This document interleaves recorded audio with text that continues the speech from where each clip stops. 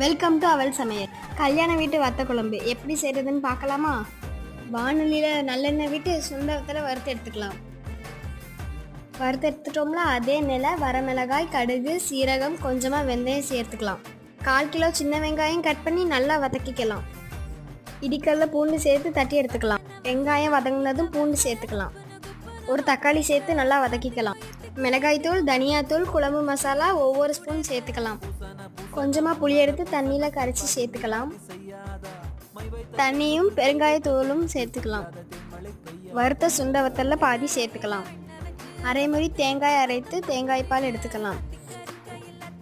எடுத்து வச்ச தேங்காய் பாலை குழம்புல சேர்த்துப்போம்.